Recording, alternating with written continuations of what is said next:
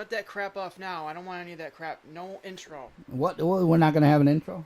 No. We're Why talking not? about us. We What? don't need an intro to talk about We us. do need an intro. These people need to hear an intro.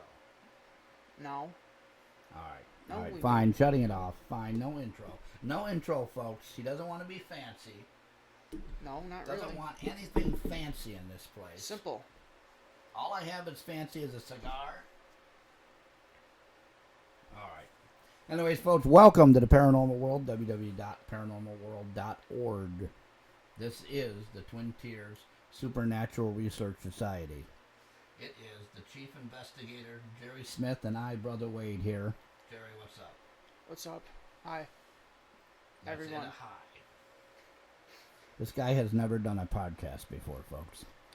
Anyways, tonight's topic is the all-famous how we got in this business. We're going to be talking about ourselves. We're going to be talking about how this team formed, what we're doing with the team, a little history about ourselves. So if you guys want the interesting stuff, we'll have that in the second part where I talk. So let's go with what you have first. Okay. How did I get into business? Well, when I was a child, I lived in a haunted house. I experienced a lot of things, and it's the thing that drove me to the paranormal. When I would be, I get up in the middle of the night sometimes, and my bedroom was the one across from the bathroom, and I'd always see this dark shadow figure with red eyes, and it used to scare the crap out of me. I mean, I was just a little kid, so How old were you? How I was between 5 and 6 years old. So you were an adolescent, Yeah. and it is in your parents' home, which Mhm. you now live in. Yes. I live in my parents' house still. So the same house you live in is where this all started. Yep. Same house I live in is where I experienced it. So when you say a shadow figure, we're talking a normal, for the audience sake here, the normal everyday shadow figures that we see. No, it was something more than that. Something darker. So it was evil, it was nasty, it was... Yes. My sibling used to see it too. We would never discuss it until like later in life. We actually, after our parents passed away, after my mom passed away, and we finally discussed it. And one day we were just like, did you ever see stuff in the house? And I'm like, well, why didn't you ever say anything to me? And she's like, I didn't think you saw it either. So. Yeah, that happens. And a little background into this is I would consider you to be a sensitive. I don't know if you consider yourself to be. I don't think you're psychic No. and all of that No. kind of stuff. In fact, the word psychic I don't even like using anymore in this business, in the field of the psychic and all of that stuff. But you are sensitive. You do have a knack for feeling the stuff and knowing. Yes, what's I around. definitely do. So I guess we're going to go into what made me get into this field is my grandfather passed away. And after a funeral, all that hubbub stuff, but I didn't know. I was 8 years old. And the lady next door was, to my grandma, the neighbor, she's very nice, was asked to watch me because we had some family friends come over. My grandma had to do some business with the undertaker who came over. And we had just gotten through with the funeral. Things were getting rough. And my uncle had left to assist with some other things that my mom didn't want to do because she was upset. So I was taken over to the neighbors and told, watch them for, 30 minutes or whatever. And so I was kind of upset being a kid and the only male figure in my life at the time. My dad wasn't around. But what happened was what she told me. She told me I could communicate with my grandma. Okay. Which was weird. No. Family, That's not weird though. Well, to my family it was. My family didn't believe in all this witchcraft. They were very Christian. Oh. They were very straight-laced to the fact that if they knew stuff exists, They didn't talk about it. It was never talked about. Well, a lot of families were like that back then. But Oh yeah. And so this lady goes, all you got to do is light a candle and ask for him to come to you.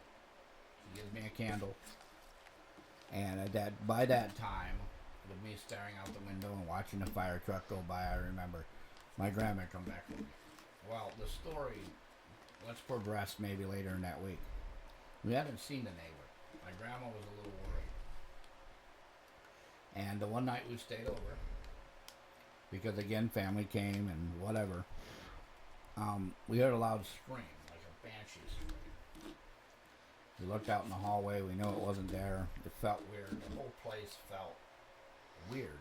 Like today, I would say it had a lot of energy to it. It wasn't a negative energy, but it was some kind of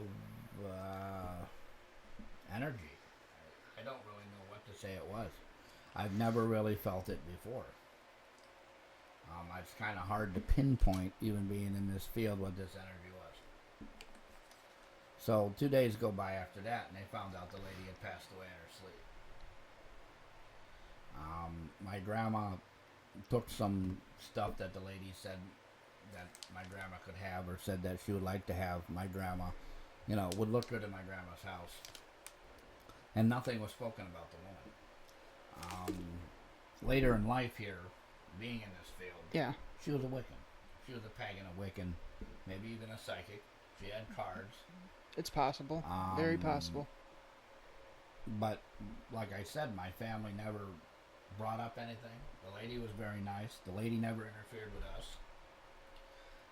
Every time we saw the lady, she was very nice. She was very helpful. I would be sent downstairs to carry up her groceries sometimes. So it was nothing like out of the ordinary. Like you would put your finger on it and go, oh, that's a little weird. Nothing of that. And it's later in life, as I went around, so that began to think of, if I can contact my grandfather, can I contact other things? Could I talk to other spirits? Now, my mom suppressed it. She said, don't do that stuff. That stuff is wrong. That stuff will lead you down to other things you don't want. And she said it's like making a phone call. If you dial the wrong number, you get the wrong person, they're not going to be happy if you woke them up in the middle of the night. So stop that stuff. That's true, though. It is true. But in a way, I kind of wish I did go down the path, because it would have been better. But it made a path of me always picking up a book in the library, always picking up a book in school, always watching these weird TV shows. And back then, we didn't have what we have today. No. Back when I started in this field, and when you started in this field, none of this stuff existed. No. Maybe at Halloween we would see a ghost hunt. Yeah. Maybe during the week, like a Shark Week, they would have a Monster Week. Or they would have a vampire werewolf kind of deal going on. But that was it. Or like when we went out to Iron Kettle Farms or one of those places out there. Yeah, well, it was more of a traditional seasonal thing. Or it was a special on TV. Or, whatever. Because I remember the Military Channel, the Learning Channel, Discovery Channel, National Geographic, some local thing from Boston, the Channel 9 News, and whatever we had with our Fox, NBC, CBS, whatever that kind of local channels. Yeah. The kind you can get without cable. Yeah. And once in a while a Disney Channel, once in a while an HBO, once in a while a horror movie came on the weekends. They didn't even have movies like they do today. The movies came on Fridays and Saturdays. They were not like they are present today. Today I can turn on TV and I can find 10 movies. Then you either rented it at the video store, Blockbuster by the way, folks. Video King is what we had here. Or you went without. Or your friend has it on VHS. Yeah. Wasn't DVDs, wasn't Netflix. This was back in the 80s, 1988, 89, when he passed away. Then in the 89 and 90s, the 90s were the VHS stuff. Yeah, I remember that. And flat disc, large things like records that you slid into a machine. Yep. Oh, yeah. I watched Star Wars on. I remember those. Time. But the movies that came out were expensive. It was like $25 for a movie. Yeah. Oh, yeah. You were paying more than seeing it in a movie theater. Mm-hmm. Now you pay more in a movie theater than you do No, you pay more to rent one now than in the movie theater. Well, now I pay what, $36 a month, and I get all the movies I want from Netflix. Yeah, but if it's a new one, you already when they just released them, they're expensive. Well, who buys a movie right after it's released? No, not very many people anymore. I don't.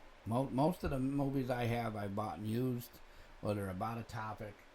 I don't think I actually own a real movie. I think I own some, here and there old, sword and sorcery stuff because I collect Dungeons and Dragons, but that's it. Now, back to your story. What were you? Yeah. Now, when I started studying this stuff, it led into other things, and then it led into me and my friend having our own paranormal investigation group, and then founding another one, and then all that stuff, and now me and Jerry have our paranormal group. But here's a question, and you might agree with this for the people that are wondering what all this is. Me and you have been in this field longer than some of these people that are listening to this program. Yeah. Do you think anything has changed since then? I think a lot of things have changed. I like the emphasis on what people want done, how people want to do things. Because back when I started, it was more of let's see if there's something there. More so now it's more so let's help somebody. Yeah. And now it went from help to people just want to see a ghost and be frightened. Yeah, they want that old Halloween experience of the thrill of the haunted house. Yeah. And back then the ghost was not like it was. I don't remember ever saying the word spirits. I don't remember saying phenomena.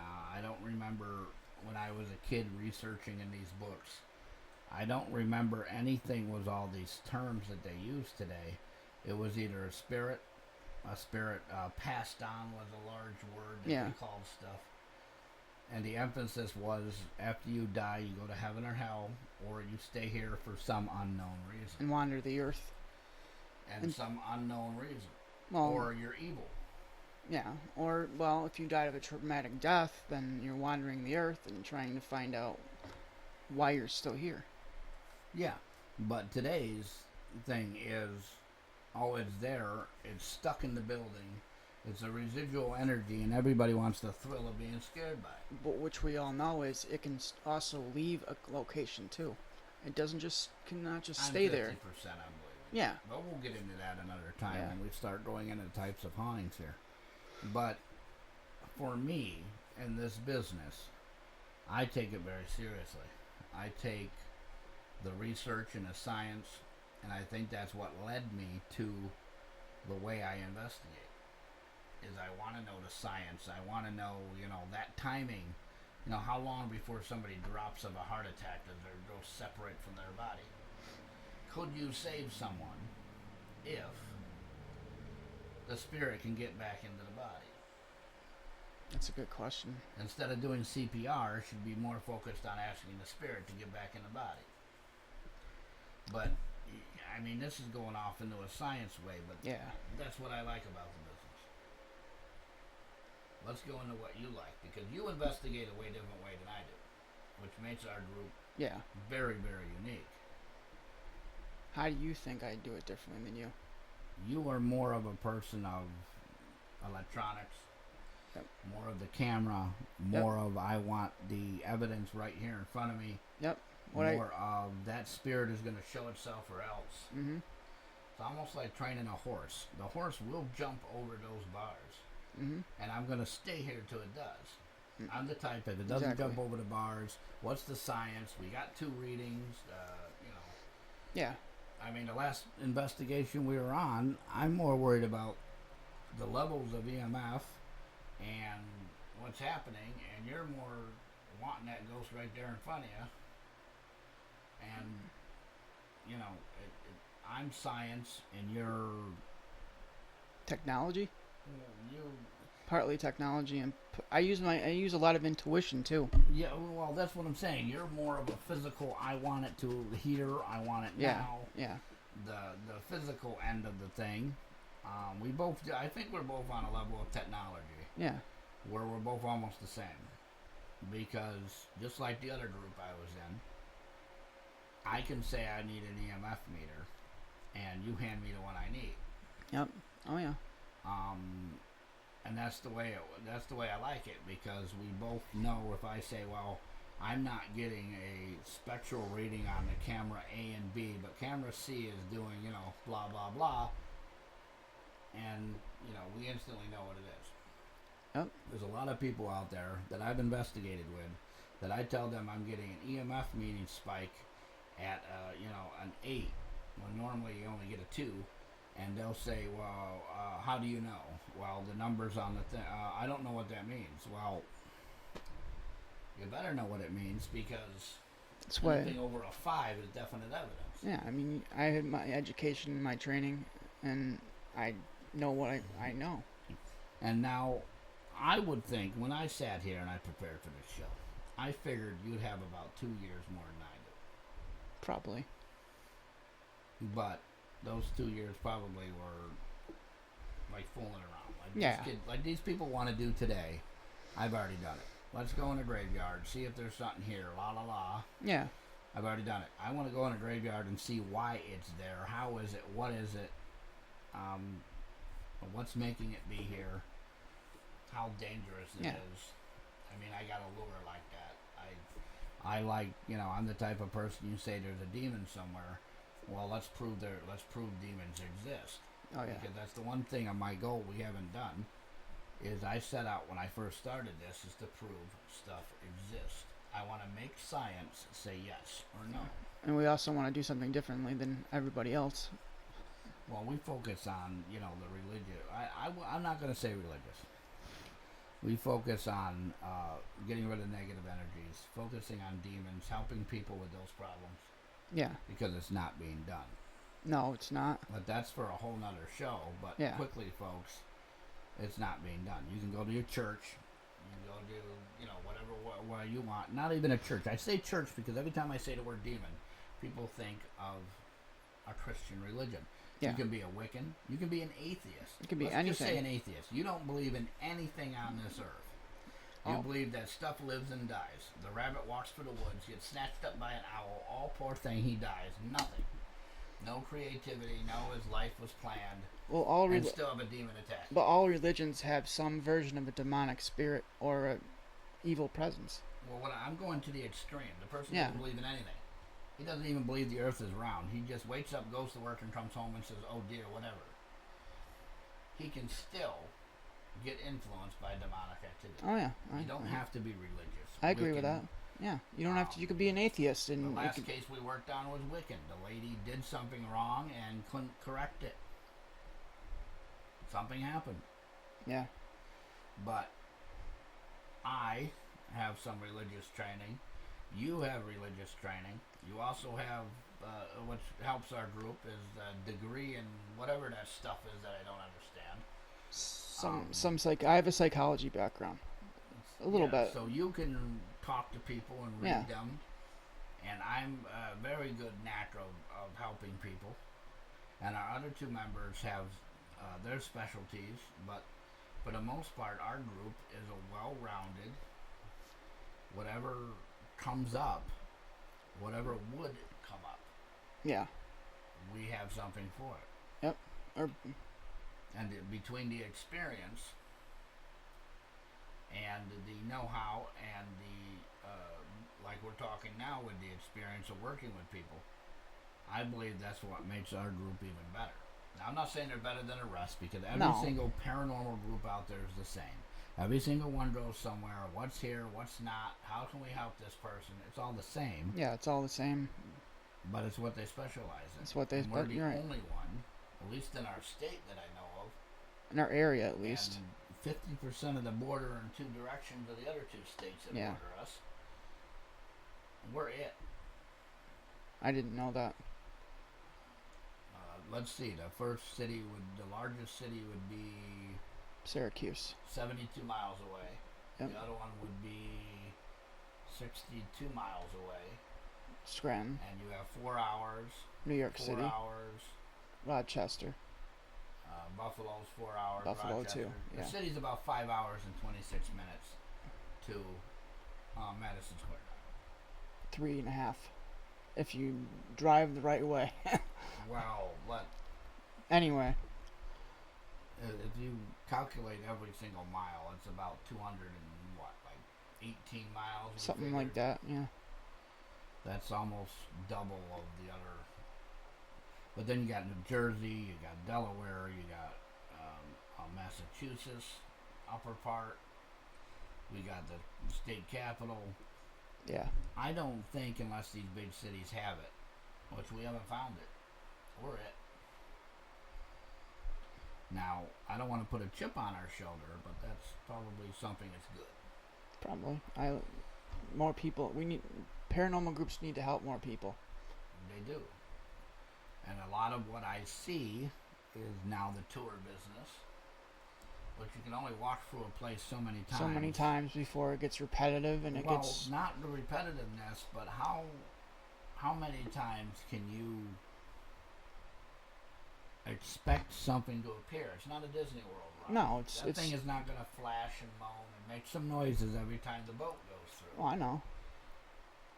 They appear when they want to appear. They appear to who they want to appear to, too. And I don't mind the fundraising part. I understand that. I would like to help more places, more museums. Yeah, me too. More things out there of helping them raise money. I think it's very important for the area's history. Yes. I think it's very important for the next generation to learn the history of where they live, how it got there, what's there. A lot of these museums have very unique things in them in our area. If you go 100 miles an area and draw a circle around our area, we have very wonderful museums. Natural history museums, art museums. But a lot of them are failing because they can't keep themselves in business. It's just like any other business. They don't get anybody through the door. And that's where fundraising happens. But there's only so many times I can walk down a hallway and tell somebody that there's supposed to be a lady in a blue dress appearing here. Yeah. First 2 times we walked into the place, it happened. Our meters went off and stuff. And for the rest of the night, which was a 10-hour tour session or whatever it was, we didn't get anything. Sometimes it's like that. It's hit or miss. Well, naturally it'd be hit or miss on investigation. I'm talking about a tour. Oh, the person who's paying the money is expecting to see the lady in blue. Well, exactly, but they should be explained that it's a hit or miss situation, and it should be explained. We're going to walk you through the museum. You're going to enjoy what we have to offer. You're going to enjoy the history of the area. If something happens, it happens. If it doesn't, it doesn't. Thanks for the fundraiser. You're keeping this place in business. No, you got a point. And that's basically the business of doing a tour. We're helping this place stay in business so the history of this area can be preserved. Yeah, basically. Never forgotten. No. And instead, they're more worried about a lady appearing in a hallway in a blue. She's got a blue dress. Well, guess what? What I saw was not a blue dress. It was a gray dress. And I didn't see anything but a gray blur that I was told it was a dress. So number one, we don't even know if it was a lady. We don't have any gender. We don't have any color. No. Gray's not really a color to me. I can look in the sky any day of the week and see a gray blur. Any day of the week. And if you want to be a conspiracy theorist, go ahead. If you want to be a naturalist, you'll say it's a cloud. Whatever. Yeah. Gray blur any day in the sky. And third, they came because you lured them in on the promise of that being scared, that excitement that they want, that adrenaline rush. And we've discussed many ways to do this.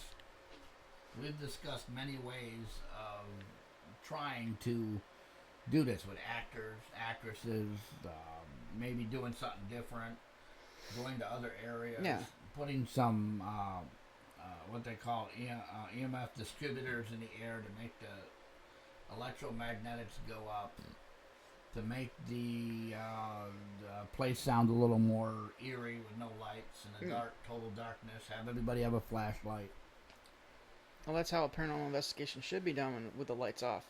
Not with these. With tours, you're not going to do that. Well, no, I know. And there's some people, and I'm not saying it's a bad thing. But No, there's because you don't want to break anything. I mean, no, there's some people out there that do not understand. Stay in this room with us right now. Yeah. They will wander off into the other room and look at the artwork they'll wander off in the other room and start talking amongst themselves, or they'll start singing or yelling, or they want to have, I don't know what it's called, their own entertainment to themselves. Yeah. Have their cell phones on. They want to talk. They want to do this. That's the problem with modern technology. That's the problem we have is... Well, it's like in professional wrestling. You hear the crowd start getting really quiet and not cheering. They're doing two things. They're bored, or they're just in a dull atmosphere where nothing's happening. Either way, they're not going to be talking about the match. They're not going to be talking about what's going on. Same thing in a tour. If you have people walking over there on their cell phone over here, something is not entertaining them. And that's another thing I don't like about the paranormal business. We What? could go on for hours about this. What's I'm gonna that? make it a real simple thing. This is not entertainment. No, it's not entertainment. You're on a tour. That's entertainment. It's about science. It's about proving the truth. Yeah, but the person that's on the tour is expecting to be entertained. Well, yeah, exactly. I know They're that. paying you anywhere up to $150. The lowest I've seen around here is $25. Yeah. Okay, so they're taking their, let's just off the top of my head, 2 hours of their workday that they worked in that day. Now they're giving you that 2 hours of time that they worked Yeah. for you to Well, entertain them Oh, yeah. for an hour and a half. So you didn't entertain them. You let them down. You let yourself down because you look dumb while everybody's on their cell phone while you're talking. Quite frankly, everybody, when I did the tour, if they got on their cell phone, that made me look dumb. Personally. Well, I've never done a tour, so you know better than I would. Yeah. And the tours you've probably been on are places that you paid to go to. Yeah. It doesn't work that way. No, it We doesn't. pay to go to a place. We're there to hopefully find something. I've been to one place. You pay $70 to go to it. Yeah. And we didn't get one piece of evidence. Not even a breath. Not even a whistle. Nothing. And we were there for 10 hours. But sometimes that's what happens. Well, that the public doesn't realize this. And that's what I'm telling the public right Yeah. now. No. That's not a paranormal investigation. No, it's not. If I shut off the lights and you sit there for the longest I've sat somewhere is 3.5 hours. Waiting for an EVP, watching the video cameras, hoping something happened. 3.5 hours. I've sat longer than that. In one spot, one area. Yeah. Not moving. About 5 or 6 hours, if not more. Yeah. Looking for one thing. Mm-hmm. See, I've only done 3.5 hours. And after 3.5 hours, if nothing's going to happen, I kind of get up and walk around, or I try to change the view of what I'm doing, maybe focus more on cameras, leave the EVP, sitting on the table, let's go in the other room and see what we can find in there. Well, but that's a 12, let's see, the total 10 hours plus the drive. I would say for about 15 hours of my day,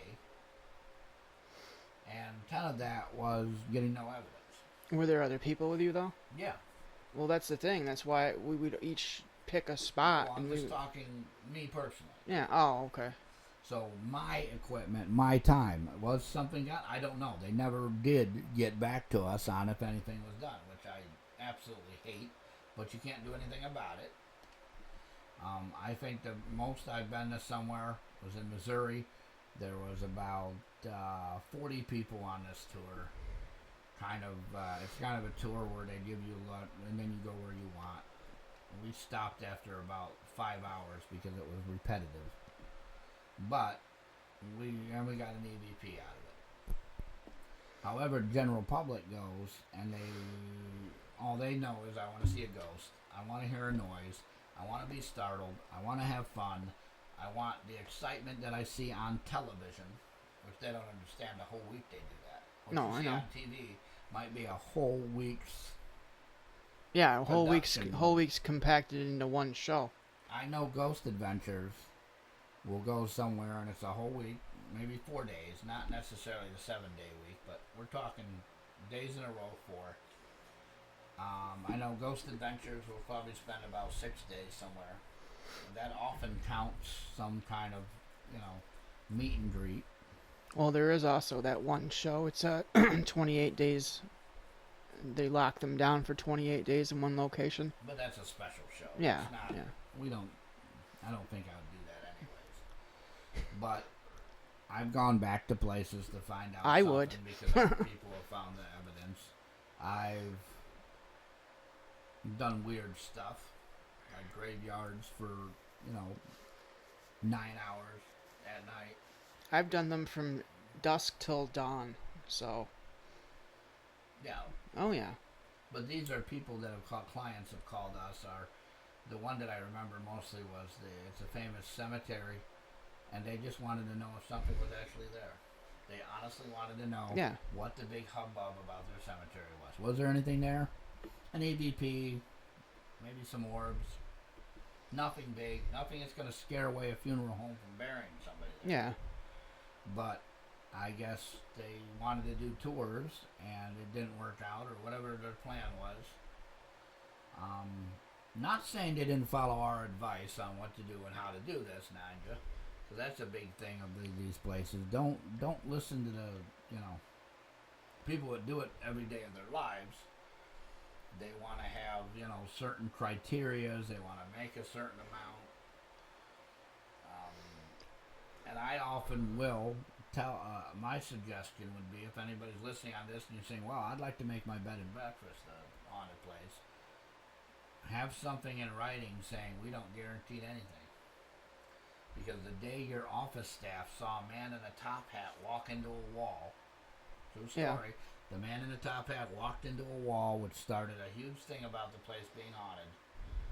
You're not there at 2 o'clock in the afternoon when the office staff was on duty. Nope. You're there at 3 in the morning, 4 in the morning. So why not make the tours at the times that stuff is seen? A lot of these places do nighttime investigations. Well, sometimes they have to do that because there's people who are going on the actual tours, or the historical tours, and that would interfere with... have a Saturday. Well, Some I know. of these places are not open on Saturdays or Sundays. Well, that would interfere with the evidence, though. No, if you get a Saturday tour, and you said today we are going to open this place up, Well, yeah. for anybody that wants to only see paranormal activity, you're here to see paranormal activity. Well, I guess... None of the history stuff. I want to see that man in the top hat. Okay. Well, it was done at 2 o'clock in the afternoon. So between noon and 7 o'clock at night is when we're open for tours. Don't open at 10 o'clock at night. No, I know. But... Because every investigation I've been on of a museum or a store, a mall, what's the other place? A cafe. A lot of what they see is when they're in operational business. But you also have to remember, some hauntings are residual and some of them are intelligent. See where I'm going with that? Yeah, but let's go to the cafe. The cafe saw something in the middle of the day, with people coming in and going. She turned around and sees a woman in some, she said, medieval attire, pure white. Yeah. The whole thing was pure white. Walked through the kitchen and just vanished. That wasn't at night when we were there. We arrived at 9 o'clock at night and stayed to 3 in the morning. But that sounds like a We got reason. an EVP. We got something moving around. A chair moving by itself on camera. But that's not exactly the time when this was seen. So if every day between noon and 7 at night this thing appears, I want to be there at noon and 7 at night. Yeah, I understand that. And a lot of these places don't allow you to do that. That's why it's more than likely something like that would be a residual haunting. Yeah, but I'm more for, if somebody tells me, well, this is what happened, like the local museum who's on the top, the guy in the top hat walking to the wall, I want to be there at 1:30 in the afternoon when your office staff is there. Because that's when the stuff is happening. I don't see why you can't be. Well, they don't allow you in that part of the museum at that time. I don't understand why they don't. I don't know, they don't. That's a whole nother topic, is how to work with the client. But we can get in that another time. because that's a whole nother topic of the show. Is Yeah. working with the clients and what the client's expectations are versus what you can physically do. I could never physically put somebody in an emotional state of absolute happiness and care to get them not like when you were a child. There's no way to get you, so you're not afraid. You're not worried. I don't even use the word afraid. They're not worried and they're not upset about it. There's no way you can get that out of somebody. You can make it so they feel better. You can make it so it's safer for them. You can make it so it's reliable for them, that they know that nothing is going to happen to them physically. No harm is going to take place. Yeah. But you can't stop everything. And that's, like I said, another show. But real quickly now, I have, in this business for 25 years now, maybe going into 26, have wished you found that magical cure that will help you so that the person is totally cured and everything is okay and they won't be harmed again. Nothing will happen to them again. They're perfectly safe. You can't do that. No, you can't guarantee that. Nobody can guarantee Nobody that while can. mowing their lawn, they're not going to hit a rock or some stick, or the blade isn't going to be sharp enough and they're going to jam their foot in a hole or something. You can't do it. And it's just like in the paranormal. Now, I'm using everyday things for an audience that they can relate to. When you go out and you weed whack, there's going to be a time that damn strip thing that spins around is going to snap off and you're going to have to bang it on the ground and make more come out. It's the same thing with paranormal investigating. You're going to have a time where there's going to be nothing. There's going to be a time when stuff is going to go nuts. And Yep. I've been at one where stuff went absolutely nuts. Absolutely nuts, yep. Which we're going to get into right now while we're on a topic. This went nuts. It was a total failure. In fact, the person refused to do what we asked them to do, and we had to stop helping them because they just would not stop with that Ouija board. They were making some kind of effigies with candle wax. It was nuts. It was almost the worst case I've ever been. It's almost like they were asking for it. I don't even know if asking for it would be it. They were making it. Making it happen. Yeah, asking for it's not even making it happen. Provoking. Almost like they're provoking whatever it. is worse than provoking. It's like literally walking up to a bee's nest and then just opening it up and eating the honey out of it, not caring that you're getting stung. Yeah. You know, the honey badger stuff, you know, Yep. You just don't care. Now, what's the worst you've been on? Now, we might have to say a few stories here. Well, there was this one case, it was at a friend's apartment, and she was having weird dreams, demonic stuff happening, and it was a long time ago. I'm trying to remember. Well, and it was a friend of mine, and we we ended up going to her apartment. We got there. We did a walkthrough, like like most paranormal groups do walkthroughs before they go in. And while we were doing the walkthrough, I felt a very strong presence of something there. Like you could just feel a heaviness about the entire apartment building. Well, and then I go upstairs near her bedroom, and I see that the closet's smashed in. Apparently, the people that were there before them were going nuts, punching the walls. They were fighting. There was a couple that lived there. My friends, they were a couple too. So that was the worst one I've ever been on, because we started doing, we went in, set up our video, our EVP recorders, and we didn't hear anything at first. And then I started playing one back, and I started listening to it, and I literally heard. My other friend was in the room with me, and we heard it says, "I'm going to effing kill you." Now that freaked us all out. That was bad. So this thing actually verbally just basically told you it was going to hurt you. Yeah. Oh, yeah. And I know you've had some a famous cemetery. We're not going to name it, but one in our area. Oh, that was okay. That is my worst one. I forgot about that one. That well, you've had some experiences there, and I've had some experiences there. Well, I will talk about this one. But I don't know if it's the worst case. That was just. Now, if you just want to be talking about this cemetery. Well, I will tell you about the one night that we were in there. But it wasn't a case, right? No, just you. Me and my group having fun. Yeah, me and my group, we were just doing an investigation because we were allowed in there. We had permission. Yeah. And because really quick, there's a big difference in having a client case and then you going somewhere to investigate to see if there's something there. Yeah. It may even be a museum. It may be a historical restaurant.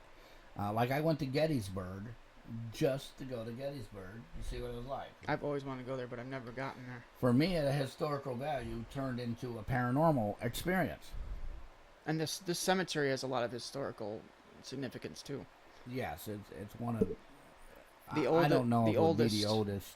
It is one of the oldest, though. Because if I'm not mistaken, most of these cemeteries were made probably all the same time, probably by the same paving crew. If you want to talk like construction crews here and paving crews, paving roads, they probably made them all at the same time around here. I think it's the second oldest, to be honest with you. Well, there's some tombstones in there that go into the 1700s. Oh, I know. If I'm not mistaken, I think the oldest would be the one on the hill. Almost. I meant in this one, the oldest that I've seen on a cemetery was almost revolutionary type years. Oh, I've seen one of those too when we were in Connecticut.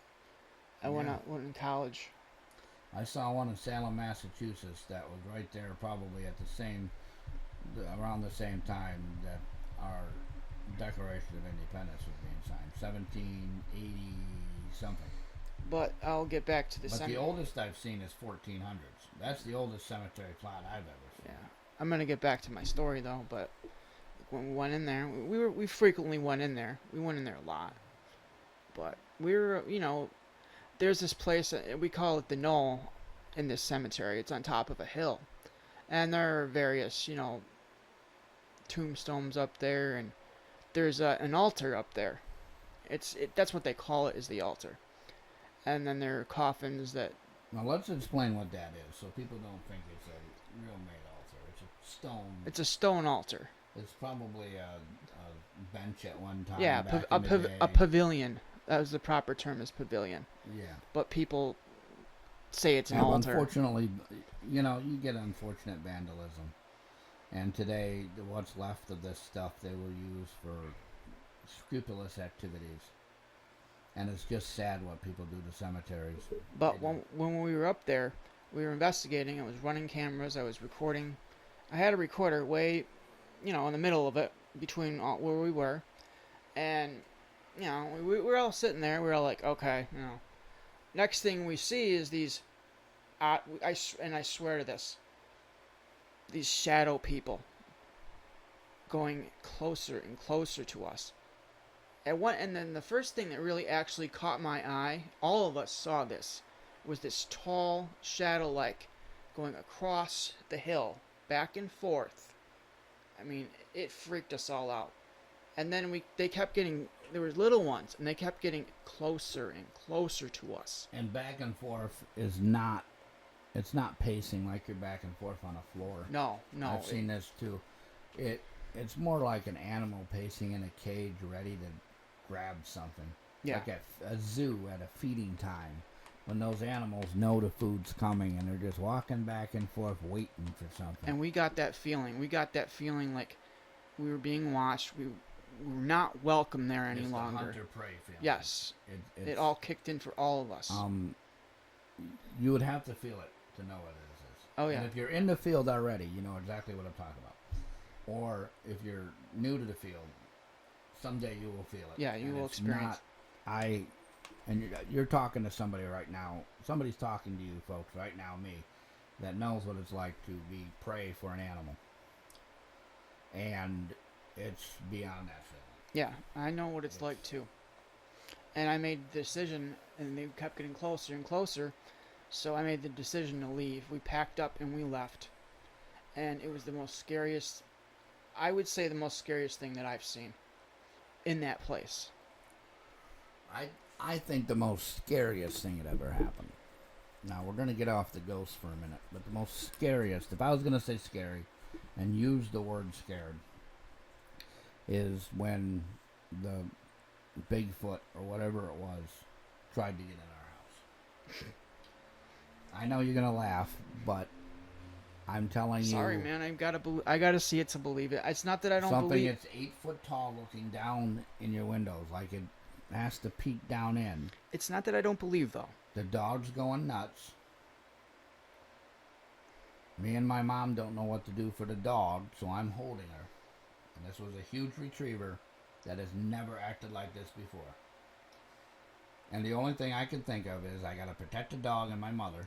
My mom has to protect me because I'm her kid.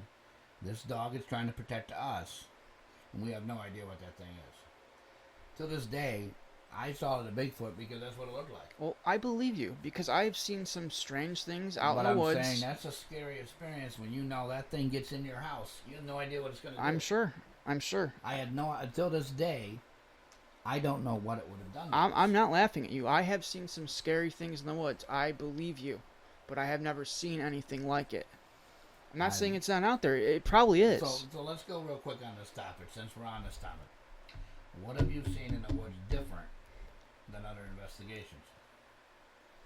I don't know. You're a country kid. You've seen things I have not seen. I've seen stuff in the city you may not have seen. Well, I mean, I've seen stuff that is walked upright like a human being. Just an animal. Yeah, an animal, and I didn't know what it was. Skinwalker. Maybe it could, or it was a what you said. It was a Bigfoot. It could have been a I Bigfoot. have another friend that believes in skinwalkers. We were talking about it today. I was mentioning the cemetery up here up there by your house there. Yeah. And he said, well, there's skinwalkers up there by the railroad tracks. And I said, skinwalkers by the railroad tracks. And he described something to me that I often wonder if that's what's up here. I don't know. I've never seen something like that. He said that it would probably have red glowing eyes. You would think it would be a Bigfoot or an animal creature, a dog, man, a werewolf, even a human being. He said, you could think it's just a hobo who jumped off a train, but they ain't got no backpacks. They got raggedy clothes. Yeah. And he described something that I've had happen on our fellow investigator of our team, Josh and I, were doing some investigating at the railroad tracks, and this guy was standing on the railroad tracks staring at us. Very eerie. I thought he was mentally ill. The other investigator, Josh, thought he was on some kind of something, medication or chemical. But now that this other friend of mine described this, it might not have been a human being in the first place staring at us. Doesn't sound like it was. Now, Not at all. would you say that these things are naturally in the woods? Like Mother Nature made these things and we just don't know it because we're not a bird or an animal that lives in the forest all the time? Well, there's very possible. I mean, there's stuff that I've heard species that have been being found every day that are new species on the planet. Yeah. Who knows? No, what I meant was these things regularly in the woods, and me and you see it and say, "Oh, that's weird. That's crazy. That's something odd." When really it's not odd because all the birds and all the deer and everybody else sees that stuff all the time. No, I guess you got a point. I don't know. I don't know either. I've often thought when you talk about, I've been walking nature with another friend of ours. We both know who he is. Everybody on, if you listen to my other podcast, you know who he is, Joe. Yeah. Adventures with Joe. You can go up there and see it on my YouTube if you want. But we've been hiking in the woods, and it felt weird. And you could hear creaking like something's following us. It's invisible. Yeah. And he said, it's just the woods letting you know you're there and making sure you're not going to do anything. I do believe that. I got this weird feeling like the trees could just snatch us off, or some animal could just get us. This overwhelmingly odd feeling. He said, just keep walking. The woods don't know what you're doing here. Maybe nobody's hiked here in a long time or on this trail. Or I think we weren't even on a hiking trail. I think we followed something and now we're going off the trail. But it was almost like Mother Nature was warning us not to do anything stupid. And the only thing was there were bugs and trees. It wasn't like there was some paranormal phenomena going on. I've been in woods that it could be paranormal phenomena too. It could be a spirit too. I've had it. I swear, I've heard. There's this place out near us. There's a pond there. There's a, woods there. There are spirits in those woods because there was an Indian settlement there and a settler settlement, and they had a battle there. It was in the Revolutionary War. Yeah. And you can hear people walking. You can hear drums beating too. I've heard it. You can hear gunshots too. I've heard that in Elmira. It's out in Windsor. Out there. It's out in Windsor. Windsor, New York. Yeah. Up in Elmira, New York, there is a Battlefield State Park. Newfield. There's an Indian. Okay, it's not an Indian village. It is what they made it up to be to want us to believe it looked like. And I'm not afraid to say that the historical is not accurate. I'm not one to sit here and say it was a Native American village. It was whatever they wanted us to believe it to be. Yeah. Because whatever was there was not this. Native Americans did not live in the nice log cabins. No. They did. They lived in log houses and log cabins. When they were... But they were not fine-tuned wood, and they were not nailed together with the nails. No. And they did not have the nice roof that it had, and it described how the shingles are on the roof. It just was sick that they would try to pawn this off as being Native American. No, I know. Or even settlers. The history is wrong. Why are you doing this? But to us people that want to know history, why are you lying to us? But okay, I digress on that. But no. But when they got more integrated into our society, they did live in things like that. But they were forced to do that. They were forced to do it. Well, that's what I'm saying. But what I'm saying is this park is not telling us the truth. You're right. Explaining that stuff to us. No, you're right. They said this is what they lived. You're 100%. And they showed a guy standing there. You're 100% right. They showed a guy standing there, dressed in a Davy Crockett outfit. Chief something is the name. I forget now. He had a gun. He looked basically like he just got off a Western movie. No, I know. Me being Native American, I completely understand that. That's not what they looked like. And you're lying to us. You're lying about the history. Right here in our own area where our studio is. I could take you 2 blocks down the street. Old Indian, Native American settlement. That was during the Washington Revolutionary Wars. When they came up through this area, making their way to Syracuse, they took it out. They have a plaque. A brown plaque and a green one. That says this is something of something battle. And that's it. No history about it. There's houses built on it. And if you didn't know history and you didn't know this area and you weren't interested in this kind of stuff, you would drive right by those things and never know it was historically something that happened. Majorly happened. Yeah. It's like in Gettysburg when I went down there. I was specifically after this war. The Southern lieutenant, general, whatever he was, ran his Southern guys drunk. They all got drunk, and they ran into a Union encampment. General and they got Lee. shot and killed. They were all drunk, and they did it. Right now, there's a restaurant there. There's a store next to the restaurant. And in the middle of this is a circular thing that has a plaque talking about this little incident that happened. That was very disappointing. It was very disappointing seeing the parts of the field that the battle took place in are now restaurants, are now what I call hobby concession shops with souvenirs in it for the Civil War. Why would you make something like that into a souvenir thing? Leave the field like it was. It's part of history. Stop commercializing it. Okay. I digress on this. Yeah, let's go back Let's to go back to paranormal. the stuff that in those woods I have seen in my field a lot of that stuff that I've often wondered if it's not something natural and we just don't know. Or it can be spiritual too. Like I said, it could be spirits. It could be. Now, when you say spirits, do you mean someone has died or spirits of the woods, elementals? No, I mean like somebody who's died or some event took place there. Yeah. Something bad took place there. It could be anything. It could be a lot of things. I've never. You could have like freaking Satan worshippers in the woods. I mean, wow, that's a whole nother well, topic. I know. But yeah, well, I yeah, know. you could. I know. Something could have been purposely manifested. Yeah.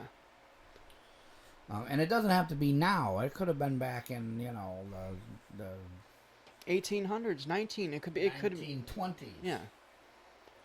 And in our area, we have a lot of history like that.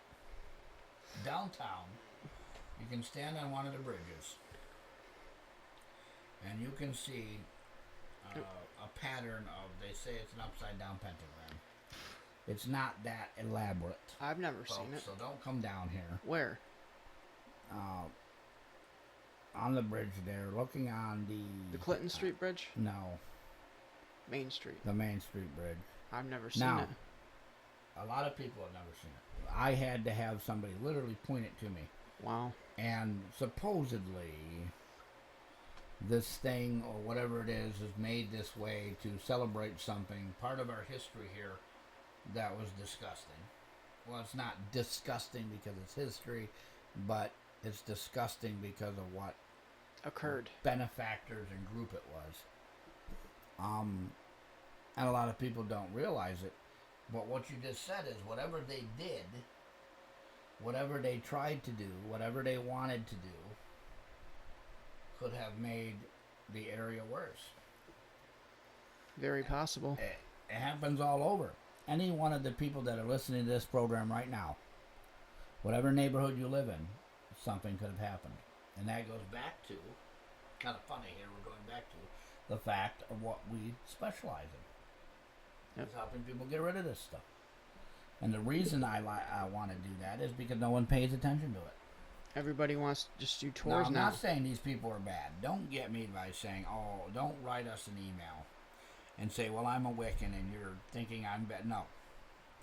There are people out there, or Satanists.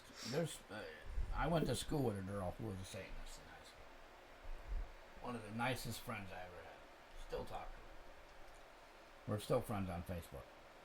None of that crazy crap you hear. None of this weird. No. The shit. And I'm going to say shit. On this program. None of the shit you hear that's bad. That this girl ever do. Wasn't a part of. Now I know she went to some weird ceremonies and did all that. That was her choice. Her family believed in it. Her dad was some leader. In fact, they talked to me about it, and I said, well, I'm a Christian, and that's the way it is. And they said to me what I think every religion should say when somebody mentions another religion is, okay. And that was it. Yep. No pressure, no nothing. It was an okay. You're our daughter's friend. We respect your beliefs. We respect your beliefs. Friends with the mother, and I guess they went to a nursing school together and stuff. And and this brings up a real quick point: is when you go to get blood work at the hospital, that girl is giving you blood work could be a practicing demon worshiper, and you'd never know it. Yeah, you don't know. So the girl behind the counter at Burger King the other day when we stopped in could be a absolute sicko, Satan worshipping, porn watching sex won't know freak, it. narcissistic sex freak. Yeah, but so what? You don't know. And that's the point I'm making here: is these people are nice to you, you should be nice to them. And it's funny we bring this stuff up the way we do, but that's personally what I believe. And now these people are saying, well, you guys just said demons and all this stuff. Well, I'm talking harmful things. Yeah. And I can name a few cases off my head where things have either come out of a Ouija board, have come out because they tried something they saw on TV. Yep. Just the other day, the television was showing some show, and they were showing how to They were provoking spirits, and they were doing odd stuff. And if you try this, or you did it, or you thought that's how a paranormal investigation went, No, that's the worst thing you can do. you would have to be calling us to help you. That's the absolute worst thing you can do, though. Well, a lot of these shows are for entertainment. Well, I know A lot that. of people don't realize that these people that you see on TV sit down with a producer, and the producer says, well, we sat in a building for 10 hours and got nothing. If that happens again, sir, we can get another team that can give us evidence. And they say, oh, I'm sorry. We won't have that happen again. We know a place to go get evidence. So then they go get the evidence. The show is saved. Everybody's happy. Yeah. And you get to watch the show. It's like almost in anything. It's like baseball. If the Yankees did not have that young kid hit 3 home runs in a game the other day, the game wouldn't have been exciting. I wouldn't have watched it. That's for sure. I'm not a Yankees fan. I'm sitting there watching this kid do a home run. I wanted to watch. I watched the whole damn game just to see the guy if he did it again. I watched it. Okay, so you know what I'm talking about. Yeah, I know what you're talking about. Jerry, Yeah. sat there and watched this game. Yeah, you never do that. To see if this guy would hit another home run. You- It's another one. you don't Okay, well, now he's what? You hate the Yankees. What is he, a younger Babe Ruth now, I guess? No, he's just a. I mean, he's Babe a Ruth was the prospect. only one that did that. Every time he came up, he did a home run. Yeah. Well, we can name a few baseball players that can do it. But Yeah. Babe Ruth comes off the Very top of my many. head on the Yankees. That's how much I love the Yankees. I only know Babe Ruth as a player. Anyways, I thought you didn't like the Yankees. I don't. I thought you liked the Braves. I don't know any of their players either. I don't watch baseball that much. I did as a kid. Yeah, I know. Darryl Strawberry, is he still around? I have no No. idea. He's alive still. I have no idea if he's still playing baseball or not. No, he Larry retired. Bird is the last time I've seen somebody on the Celtics. Retired. And it was a They're game. all. I They're guess all. they had a championship over here. They're all retired, man. All of This, them. this Clark girl who's on TV. I don't even know what team that is. I don't even know what team she plays for.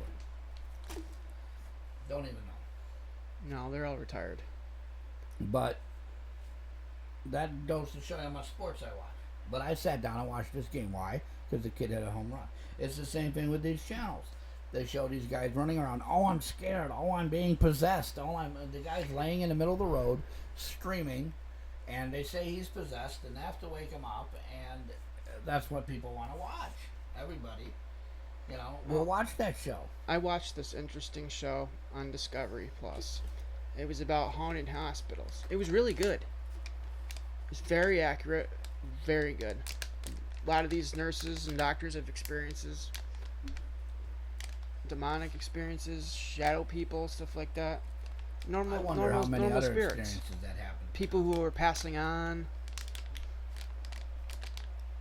And I saw this one episode where the her mother was in the hospital, and the mother's parents, they showed coming to take her away to cross over.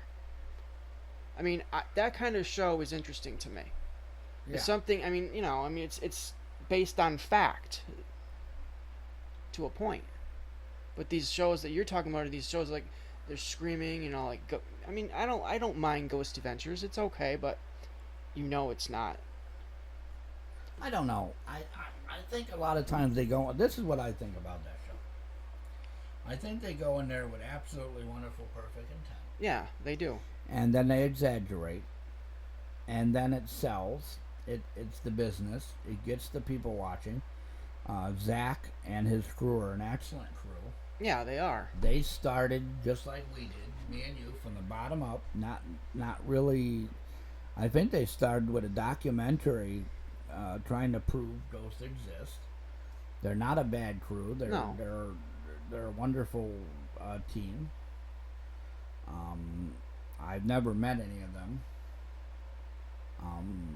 But some of the shows now are a little drastic. They're just outrageous. But that's what the audience wants. Again, it's like professional wrestling. Everybody wants to see some girl do a backflip off the top rope, through a table, and land on somebody underneath the table and pin them. Is that wrestling? No. Is it entertainment? Yes. Absolutely. Because I know for a fact, if you jumped off of anything, through a table, you're breaking your ribs. And then if you land on somebody else, you're probably injuring yourself again, because there's organs somewhere in your chest and stomach that you probably don't want to compress against No, something else. probably not. So they both get out of the ring, and then they're on next week doing the same exact thing, only now it's outside of the ring. And what is it? It's because the fans are cheering. The fans just paid $35 to see that happen. Yeah, but another show that I mean, this is an older show, but this is our point how we want to help people. You remember Paranormal State? They were one of the first shows that emphasized helping people. Dead Files is the other one now. Yeah, Dead Files too. No, the Dead Files is done, but that's one of the other ones too. No, there's somebody different on there. I saw it the other day. Oh, they brought it back? Dead Files, some lady was drawing something, somebody was didn't- talking, and the guy was, unless they're showing reruns. No, they're showing reruns, man. That show ended. No, but the Paranormal State was one of the first TV Isn't that shows. the one from Penn State? He was a Yeah, college student. Ryan the other Brunell. one was a professor or something. Yeah. No, yeah. he was a college kid. Yeah, but it was started on a college campus. Yeah, it it wasn't. started Penn Yeah. State. Yeah, But that's like what we want to do is we want to help people. That was the true, I mean, they did a little bit of. It was a little hyped up, but still, they were still helping people. yeah. That's been my goal, and it's a goal to. My goal is to prove the existence, help people, and stop all the foolishness that's in the business. I take the field very Seriously. very professionally. Yeah, professionally. And you more than once, you and the other team members have told me, lighten up, stop being so serious. But I'm serious too. I can't do that. Well, You like to have fun. I don't even have fun on an investigation. I'm there's- one of these that. I don't do that on an investigation. I do that after. I mean, You'll kid around on there. You'll Well, yeah, a little bit. be having fun. I am just as serious. It is ready to do it, and I've always been that way. I'm I've serious. never taken a lighted heart on anything that I've ever done. But I'm serious about it too. Yeah, but I meant, if somebody was to see me, they would say that guy just doesn't smile. He has no humor. He lacks, feeling of anything. No. But I do it on purpose because I want to be serious. I want to set an example of this is the way it's done. I understand. That's the way I was. I can't say I was taught this business because I wasn't. I taught other people. Other people have gone on to do wonderful teams. They're still in existence. The team that I founded is still in existence. So that tells you something. Yeah. The team you founded, the other one, is still in existence. Yep. I have brought people in this field that were not given a chance anywhere else. They thought people were bad. They didn't like them. They just said, "Oh, this field is not for you. Let's give the person a chance. Let's show them what it's like in another way." Now, I've seen people come and go, don't mind you, that cannot handle the stress or the work or the whatever you call it in there, or all the stuff that we do in this business. There's just some people that are not meant for this business. However, I believe anybody can do anything if you give them a job to do. If you give them an interest. If you tell them. If there's some people out there that do not like Dungeons and Dragons, that do not play role-playing games or video games or computer games. Okay, I'm not heavy on video games, but I play Dungeons and Well, Dragons. Role-playing games. I'm not heavy on Dungeons and Dragons. Okay, but there's some people who don't play any of these games. They think it's foolish. And then there's some people that go overboard where they will play them all the time. And, I don't know anybody like that that just collects and spends all their money on role-playing games and video games. But, aside from myself, but what I'm trying to say is there's people that don't do that. Just like there's people that are not meant and don't do the paranormal. However, I believe that if you interact with somebody and you teach them and show them and try to get them interested. Anybody could do this.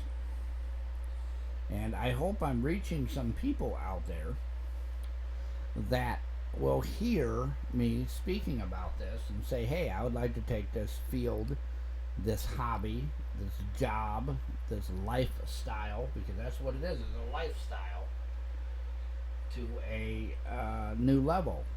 It's not, you can't get in this thing, and tell me if I'm wrong. You cannot get into this thing and just pop yourself to a cemetery and then pop yourself over to an abandoned building and then pop yourself to your friend's house who says they saw a ghost and just do it for fun. You gotta have a seriousness. You gotta have an understanding. You gotta have a want to learn and grow, and I want to get the answers. Yeah, I agree with you. There's some people out there in this field,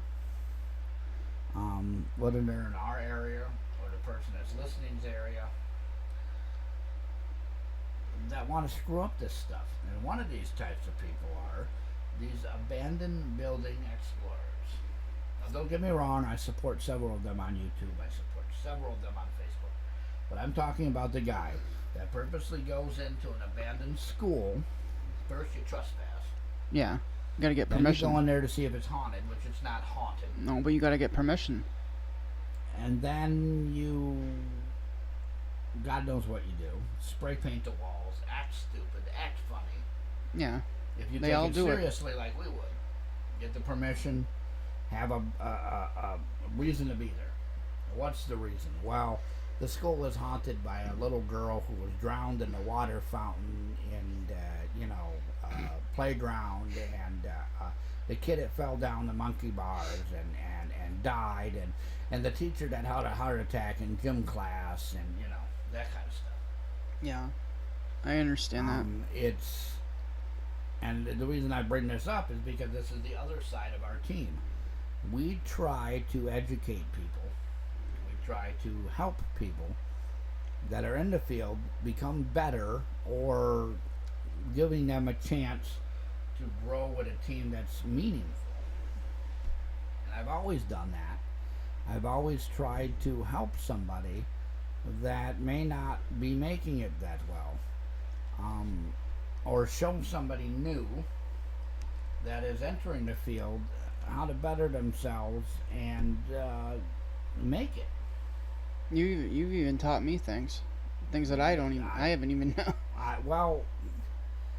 I've been at a level of this paranormal, and not to make fun of you No, or anybody else out there that's listening to us, but I've been at a level that you had to be number one or you weren't going anywhere else. That's the way it was when I entered this field. That's my mindset. You're number one or you're not going to be here anymore. Because when I entered this field, the people that were already in it, and I'm going to use a reference to the pro wrestling again. It's like me entering pro wrestling when King Kong Bundy and Hulk Hogan and all these people were champions, and that's my competition. Either I step up or I step out. my team never did. We just did what we wanted to do. We did it. Yeah. Well, you were a very small team. We were very. I don't know if you got into all the nitty gritty stuff about it, but we got really serious into some of the stuff, the conventions, the really heavy stuff. No, because I was still going to school at that point, and I just didn't have time for that. And I wouldn't mind making this team what it was then, but a lot of that stuff don't exist anymore. A lot of the conventions and the stuff they have now are, in my opinion, they're made for a broad audience. They're not made for the team that wants to, be number one. They're made for Everyone. yeah, anybody off the street comes in. It's like giving your kid all the kids a trophy, and nobody winning. Well, not necessarily. It's more or less having just the winning teams come to the tournament That's what I meant. and everybody winning by 1 point. No, okay. So your team only won by 1 point. Nothing special. You didn't do anything special. No. Let's say for basketball, you didn't do any layups. You didn't shoot from the 3-point line. You didn't do that thing where you knee somebody in the chest while jumping up in the air. Or hockey. You didn't shoot it in the goalie. You didn't get into a fight. Well, You didn't slam somebody into the glass. there were a few things that we did that were meaningful, but Well, I meant that today's ways of doing stuff. And that's because I think a lot of people, again, want to copy what they see on TV. They have to separate television from what it actually is. Because the television is showing you everything that's great about that investigation. The last investigation we went on, that client at that cafe said A, B, C, and D, and we said okay, and we only did, and we took it all together, all of our evidence, and we always put it in of the best stuff. We didn't we didn't sit in a room for hours and hours, or we didn't have to do some homework at the library, or we didn't have to make sure all of our equipment was there, or buy some new equipment to test different things, because that person was, told us some things, and we wanted to make sure the equipment was good, so we bought some other stuff to make sure that we could help them. It's almost like that's what our level is. If we didn't do that stuff, we only showed us getting the EVP. We only showed us in the hallway when it was touched the other investigator. We only showed the part where the orbs were flying around in different colors, or that shadow person downstairs. That's all we showed from that investigation, and all we talked about, and all we told you about. That's what TV's like. Instead, we sat in a room for 4 hours straight before we got an EVP. We were downstairs on and off all night long, and it just happened to have appeared in the camera, the shadow person. Wasn't like we were there when it happened. yeah, usually you're not.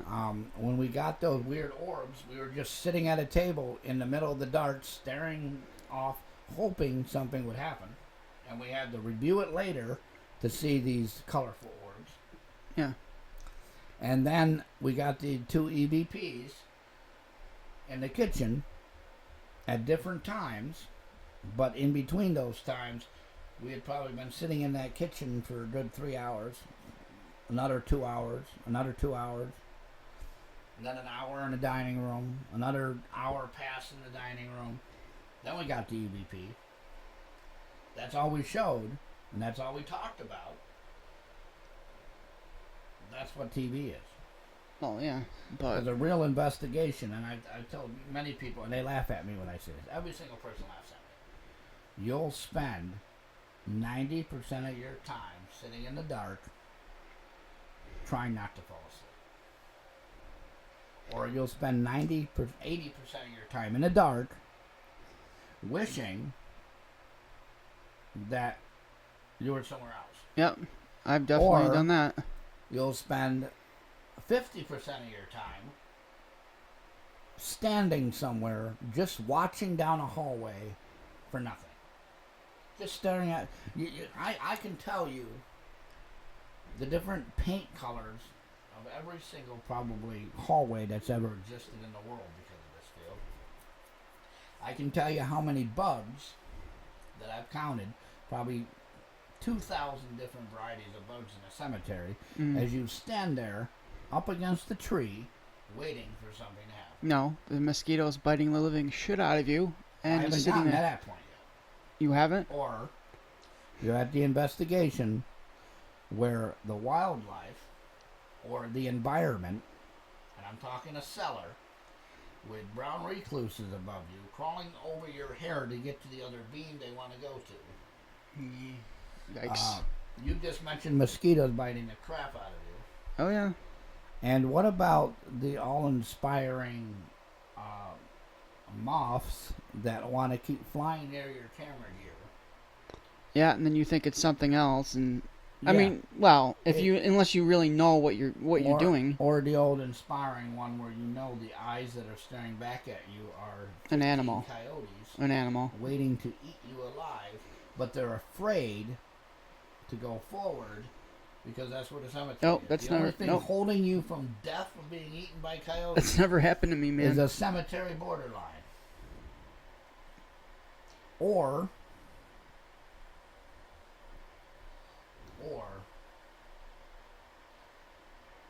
the wasps that refuse to come near you because whatever is making your equipment go off, they've just realized is not natural. That's never happened to me. Although it's happened to me. You want a good trigger to get rid of a wasp? Hold up an EMF meter and ask questions and hold up your recorder and watch those wasps just fly right at you and then turn around and fly away like they know that you're after a ghost and they want no part of it. I've never had something like that Or happen. stand under a bee's nest praying none of the bees know you're down there No thanks.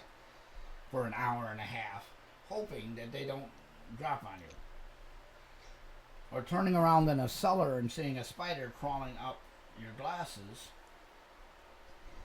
and you didn't know the spider was on your head in the first place. And here's another one for you.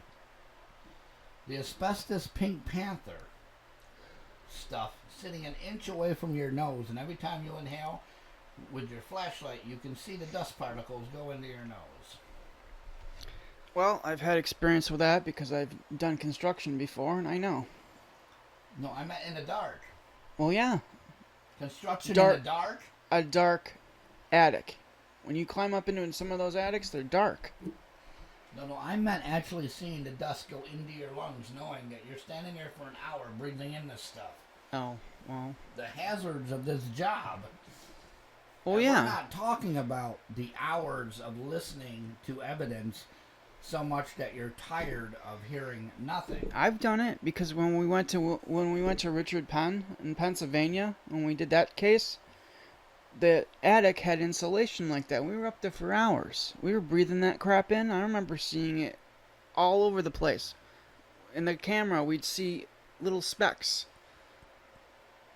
Or one of the other investigators, we're not going to say any names of who this guy is, Sure, I know who it is. asking us to replay it so he can hear it again to make sure it wasn't one of us. Well, that's something. Over and over. Or another investigator saying, please rewind it, I thought I saw something. Yes, it was a bat flying in front of you. Oh, no, I think it's a gray orb. Rewind it again. This stuff they don't talk about on TV. Oh, They I know. used to. They used to. Taft used to show them doing the evidence review. Yep, they don't do it anymore? They very rarely do they show themselves. They show bits. Like he's at the computer. Oh, I just got something. But he doesn't show them. I remember when they used to constantly do it. No, but they don't show them for hours and hours. You can't sit there on a TV show Well, no, you and show 20 minutes of somebody just sitting there going, oh, wow, is that something? Oh, that's da-da-da-da-da-da. And, I know, but that stuff takes time. They can't show it. well, that's my point. The stuff you see on TV is not actually what's... No, of course that's not. the fun stuff. Or they don't show you the part where you're driving home and now your head starts to hurt and you don't know if it's a spirit attacking you that's attached to you or not. Or the next day you wake up and your body's hurting with scratches on it, and you don't know why there's scratches there. Or like the family issues that I used to talk about. My daughter would be like, oh, I got a school play tomorrow. Okay, so you go to the school play, and then you have, you got a investigation. The play ends at 7:30, and then at like 8:30, you're gone for the investigation, and you haven't slept at all. You haven't took a nap. You were at the park all day with your kid. I don't have children, but I've gone over evidence all night, all day, and then gotten about 4 hours of sleep. Gotten up again, gone on another investigation, repeated the same process. That's right. I call it the fireman schedule. You're ready to go at any moment's notice and don't care about it. No, we called it the suicide schedule. Well, suicide squad type thing. What's that all about? We'd constantly go, man. Oh, We'd be out the door every night. Well, I remember those days. Every weekend, from Thursday night all the way to Sunday night, you had some. We did it every week. That's the point where we were. But I'm getting older. I'm not as young as I was when I started this business. I'm not either. I'm older than you are.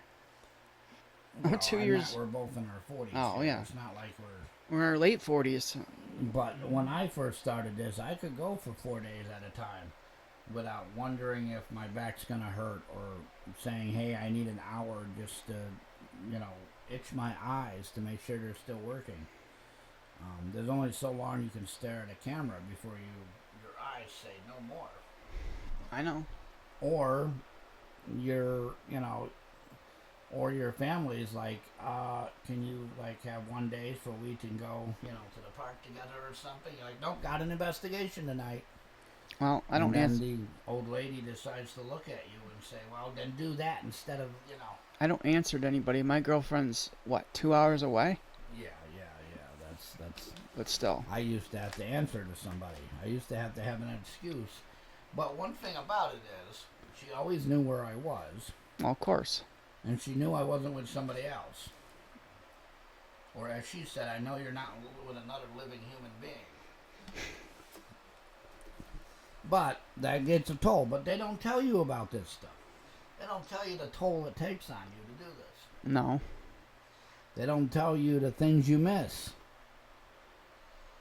They don't tell you the experiences you go through. Like and I'm sure all the investigators that are listening and you have experienced this. Oh dear, is my aches and pains and my thoughts in my head, the weird thoughts, from a possession, or are they just because I'm getting old? You're getting old.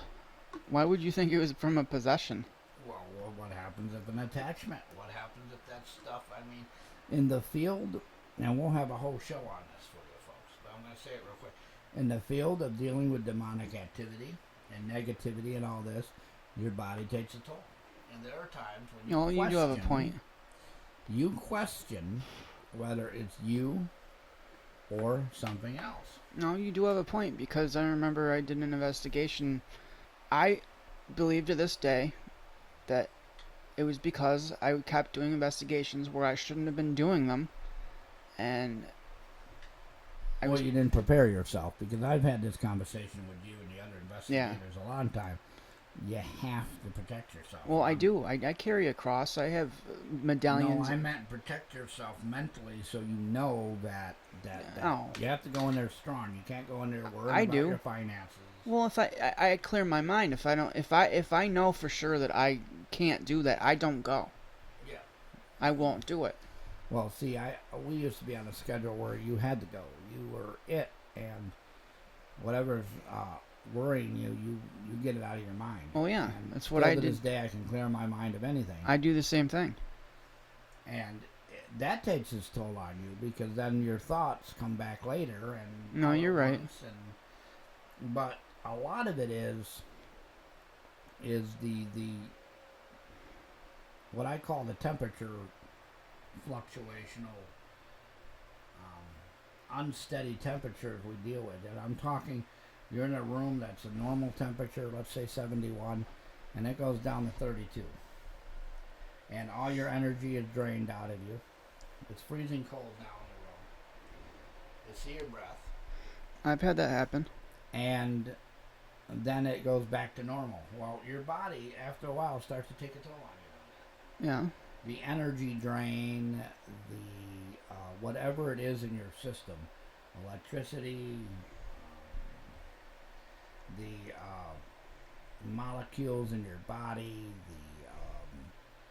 the whatever vascular system you have, the nervous system you have, is not made to have those changes repeatedly on a constant basis. No, but everybody admits an EM field. Every living person has an electromagnetic field. Well, what I'm talking about is when you get into the field we're in. I'm going to the science part, sorry. Yeah.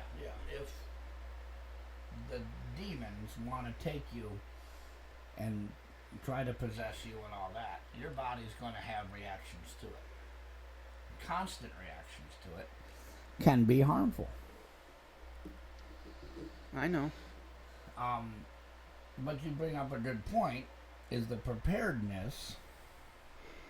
I've always done prayer. I've always made sure that my body was ready. I've always made sure I was ready for whatever happened. I made sure other people were ready. Other team members knew it, and they were ready.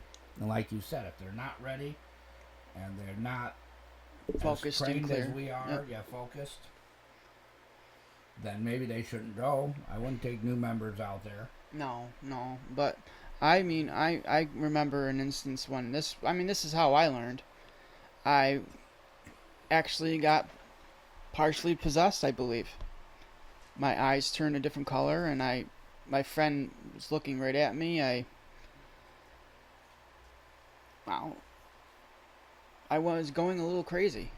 I was not acting myself. I had a knife in my hand, and I was carving a stick, and my friend was angering me and fueling it more and more, and I was partially getting possessed. And after that, I never, ever went back to an investigation in that frame of mind. If I knew I was in that kind of frame of mind, I would never do it. Well, yeah, that kind of stuff is the part that they don't tell about. No, they don't tell you about that. What I call the crazy moments. I've had investigators scream. I've had them, fly off the handle. I've had them do what they do on TV, where they fall down, or all of a sudden they're there and they're not there anymore. Or they're psychic, and all of a sudden they're experiencing something that I have no idea what it is. I was told it was they drained all of her energy out of her, every bit of it, which I didn't even know could physically happen to a human being. I have a friend that's a psychic, and the same thing happens to her.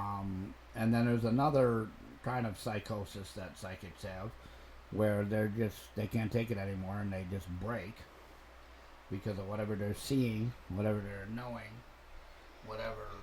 I mean, some of them see whatever happened to the person. That probably is disgusting, and I'm not going to mention it here on this program, but visually seeing it in your head is probably not normal or something that you can take lightly. Well, it's not in the matter of psychosis. It's a matter of mental breakdown. PTSD can also play a role in that too. Well, I meant the psychic seeing the person be murdered.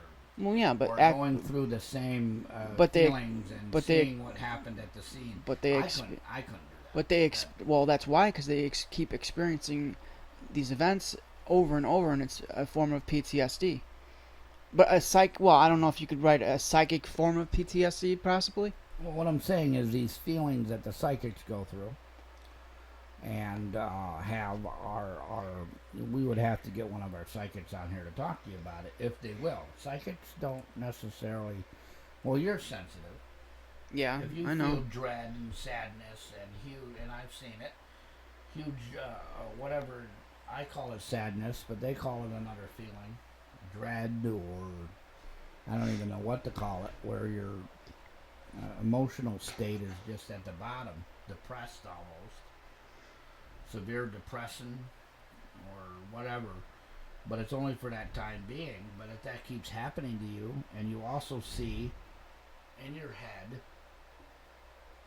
what happened to the person when they died, or the events played back, as they call it, I would think that would really get on you after a while. That's kind of not something I even want to think about. It does. But these are the things they don't tell you. Like I said, like we started with here on these TV shows. You don't hear about this stuff. You see glimpses of quick glimpses. Now, you've been playing with something in your hand over there that I think we're going to get to this subject now. These people want to know our equipment. Oh, So, okay. what are you playing with in your hand? K2 meter. A K2 meter. Go ahead. Well, it's used for us electromagnetic field. It's also, you can also use it as a communication device. Now let's explain this to these people before they do it. Electromagnetic fields are, let's see if I can scientifically do this so I don't confuse these people. It is your natural body's electronics makeup. Yep. Only in the environment. Oh yeah, but there's also things that can create an EMF field too. Well, yes, but I meant if it is from a spirit. Well, yeah, it but would be from the living matter or essence of the person's electronic. yes, like like the residue Yeah. that's left from them. Now, there's two kinds. There is actual EMF, where the spirit is there, or demon is there, Yeah. or we'll call it it. It is there. Yeah. And then there is residual Yep. EMF, where something might have been there. And residual EMF to me is the hardest, because it could be at any point in time from anything. So if somebody's aunt is haunting the house, let's say your aunt is haunting the house, Yeah. that could have happened. She could be gone for 5 years, 10 Yeah. years back, Have been but that energy is still there. exactly. Now I know we're changing the topic, but I'm changing it now to equipment, because I think people would rather hear about this than that bad stuff. Yeah. We're not taking breaks here. We don't need to get up for a break.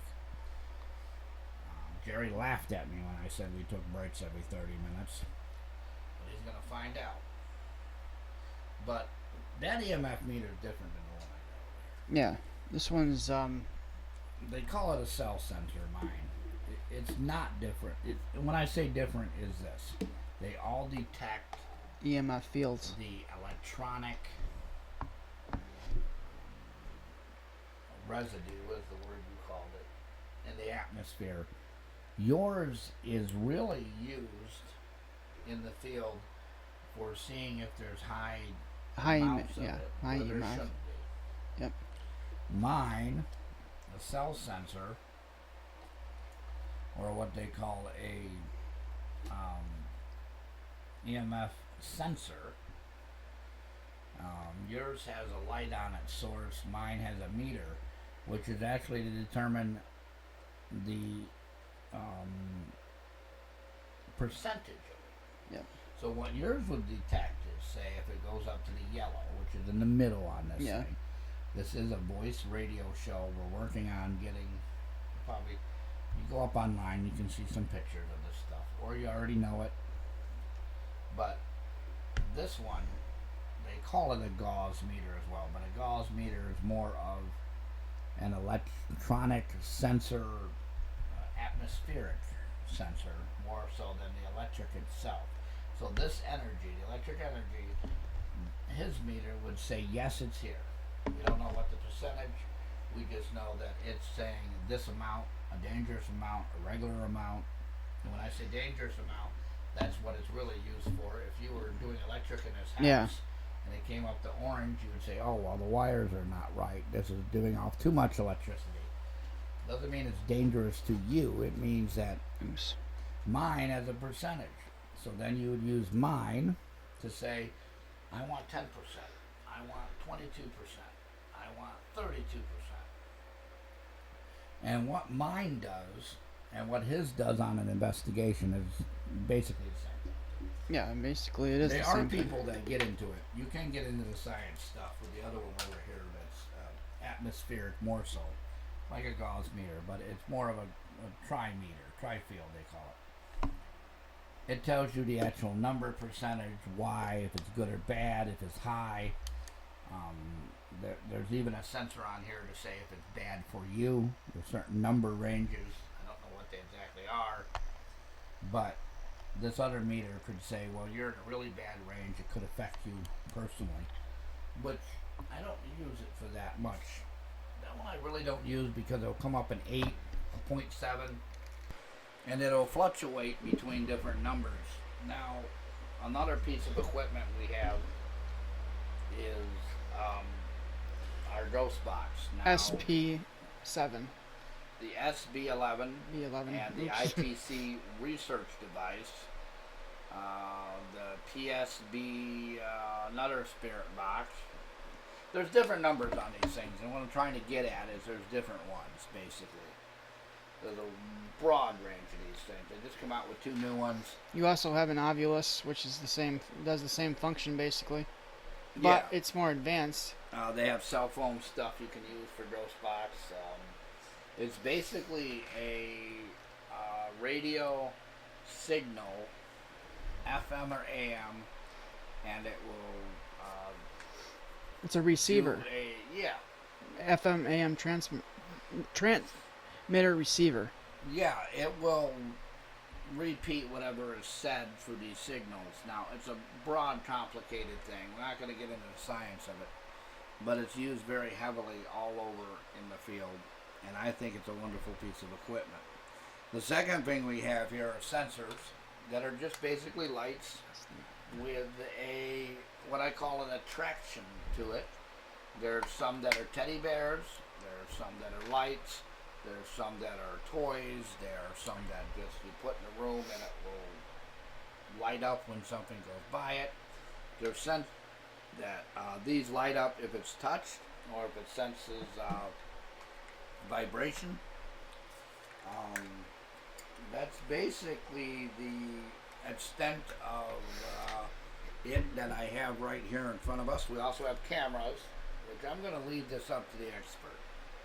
This man is one of the top I've ever seen in cameras. And what the words are, the professional toner, static cameras that just pick up a picture. Yeah, there are those two. And then there's video cameras. But no matter what it is, you got some unique stuff that even I haven't been trained in yet. Well, which ones? The night visions? Well, you got, well, I've been trained in them, but I have not used them as extensively as you have. No, you The haven't. ones that come up with the purple, the red, the yellow pictures. The full spectrum camera. Yeah. That's a new. Well, it's not as new as it used to be, but it's newer than you're used to. Yeah. Now, go ahead and explain us the science a little bit of this full spectrum. In camera full spectrum. For our audience, it may not. Well, full spectrum, you can see them a lot clearer and easier. It's basically a different spectrum of light. You know, the lens bends in a different way, and the light comes in a different way. Now, is there a difference for our audience? I know the answer roughly between the purple, the blue, the yellow, the red photos, or is that just whatever camera wants to make the photo of? There's a difference, but that's whatever. You know, it's just the color. Just the color. Sometimes you see them more clearly, like you got your normal, your standard, your vivid, which is very detailed, and then you got a couple other settings. I don't use the other ones usually, so. And of course, finally, we have the EVP recorders, which are basically audio. Yeah, people have been using those for years. Audio recording equipment, anything. The microphones we're talking into right now, the whole system we use, could be used on an investigation. I've used it before. I've used it too. I've tried that. The Shure, S-H-U-R-E microphones are better for that, I think. Yeah. I have a Radio Shack microphone that's excellent. And generally, the recorders, the digital recorders. The old Olympus ones work really good too. I mean, they're digital, but remember the old Olympus ones? Yeah. Supposedly they attract spirits. Yeah. Well, I think they're a little bit more accurate than well, I mean, the one camera, task camera you have, that's one of the more professional ones. Well, the Tascam I have is recording equipment I'm talking about general recorders, like Oh, you just buy general to record. record in general. Now let's get into recording equipment. We have the Tascam. We have the Obelisk, would have been one. Yeah. Cassette recorders Those back in the day. Back in the day. Oh yeah, I used them. I still use them. I still use them too. We have tape-to-tape reels. Yep. But it's all recorders. Audio, a way to get audio, whatever is heard audibly, into a saving device is basically what it is. That's the basic simple of it now. And that's all of the equipment here. So, and as we talk, our other investigator walks through the door with pizza, which is going to be great because then we can stuff ourselves silly in a few moments here. But anyways, yell out and say hi to everybody. I know you've been wanting to. Who, me? Yeah, you. Oh. You just walked Hi, in. everybody. Hello. He walks in with a pizza and then just stares at me like I'm going to get up and shake his hand or something. Not me, man. Hello. I don't know what would I say. Like I'm an assistant investigator, or what would I say? Or am I just a normal investigator? I don't know. You're not normal, so just put investigator. All right. Well, I'm investigator French. I'll say that I'm investigator French. By the way, there is no normal anymore. Yeah, Well, yeah. There's no more normal. It's paranormal. Anyways, folks, this has been a good time. We've got to wind it down. We're going to try to keep these podcasts under 2 hours now. www.theparanormalworld.org. Now, if you want to find us, our email is www.twintiersparanormal.com or twintiersupernatural.com. Our website, we're working on to change it. We've decided that we've had it up that way. We normally change it seasonally, and this is going to be about every 3 months. We will change it, update it with different cases, so it looks different, it feels different, so it's not that same old thing you stare at it. You need to add some new evidence too. We do have a Facebook group. Yes, we do. We have other means of contacting us. We go live. YouTube too. Yes, we got a YouTube. All the videos are up there. You can check that out. At least once or twice a month during an investigation, we're going to be going live during our podcast. And then we have a thing going on where we're going to show a lot of our stuff live on investigations or other things we do on Facebook, or get the audience involved in stuff. Boomhauer. And whatever we can come up with here. Our YouTube is http://youtube. Wait. Let's just say there's a link up there. That mile-long thing. A YouTube link. Yeah, it's a link on the to website, on the Facebook page. So what else about the Facebook page now? We have a YouTube link on our Facebook page if you go to the About section. So all they got to do is just go up to the Facebook page and everything's right there. Everything. Okay. So it's been a great podcast as normal.